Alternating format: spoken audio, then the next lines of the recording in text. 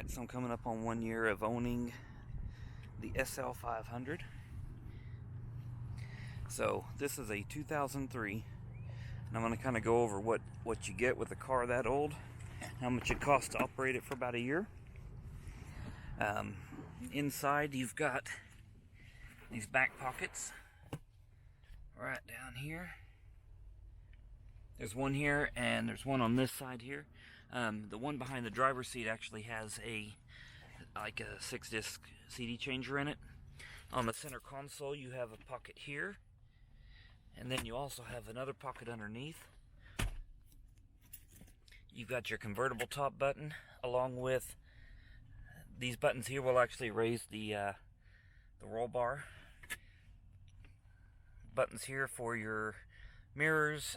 This is the hydraulic button and the ABC Sport button. ESP off. Ashtray, cigarette lighter. These are your climate control buttons. The only thing I've added for the interior is the diamond. It's like the diamond stitch floor mats. The engine in this car, it is really large, but this is actually one of the smaller ones. This is the 5.0 V8. They also make I believe a twin turbo version and a V12, but it's a huge. In the doors, you do have a cubby hole. You hit this button here, and this pops up, and you can actually store maps or different things like that.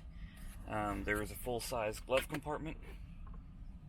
And inside the glove compartment is a 3.5mm jack. Goes along with the radio, so you can actually play your MP3 players. There are no controls in this. This does have navigation, but it is ran off a set of CDs. And for instance, like in Oklahoma here, half of these are not updated. So I'll be driving on roads sometimes that weren't there back in the 90s when they built the car. So it doesn't know exactly what to do. So you have cup holders that pop out here. There's 2 of those, and then you have a removable cup holder down here that actually swings over. You have storage underneath the seat on both sides. Now, in order to get to this one completely, you've got to take the cup holder out. But there's actually a decent amount of storage under here. On your power seats, you have massage. You have over here, you have heat, and it's not really cooled seats, but it's like an air. I don't know, air comes up through it. And then you have 3 sets of memory, and then all of these are your seat controls for the top of the cushion, the bottom of the cushion, the back, and the headrest.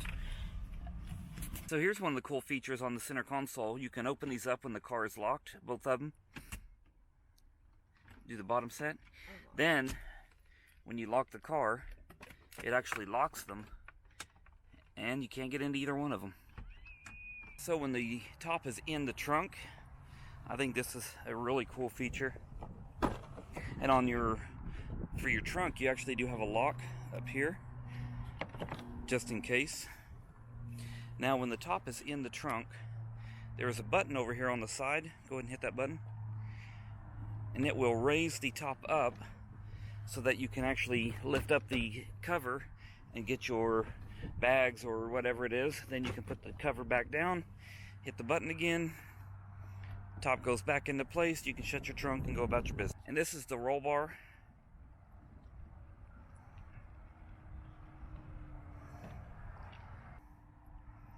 And then I'll show you how the convertible top goes back up.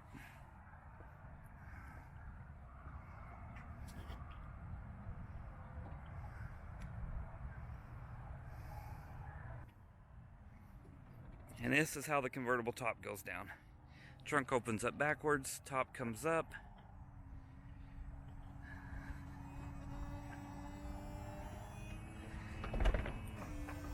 Those go back down. Windows roll up automatically, and you're ready to go. $1,000 for the car. I paid $150 for these diamond stitched. They're like floor mats, but they cover all the carpet. I knew when I bought it that the rear tires were bad. New rear tires were I think around 450 with tax, are like 480. And the first time these suspension messed up, your suspensions are typically anywhere from $2,000 to $5,000. We bought used parts and fixed it. It messed up again within a year, and we ended up buying the coilovers, which cost me $1,588. But now it won't. That suspension problem is fixed. It won't happen again. But if you were not going to do the or if you're not going to swap the hydraulics for coilovers, you're going to look at anywhere from $2,000 to $5,000. So this car cost me around $19,250 total for owning it for a year, not counting gas, obviously not counting insurance, but just to buy the car, maintain it, basic everyday stuff. So all in all, not bad. It has 68,000 miles on it. I've put about 10,000 on it since I bought it.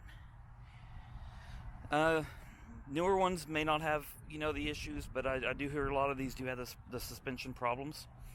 So if you are buying a car like this, be prepared to either fix it or replace the parts that are messed up. But all in all, everything else is held up very well. The leather is extremely well made. Some parts in the car are plastic, but almost everything in this car is either leather or this wood. Even the pillars up here, these are all suede, including the entire roof all the way back. So they don't cheap out when they build them. There are a couple, plastic parts like down here on the doors and the door sills, but all in all, $19,000 for a car that's extremely fun to drive, and they are so comfortable. I would probably do it again. I've owned 4 Corvettes for around the same price range. Maybe not put as much into them, but the tires are about the same. The fuel mileage is about the same.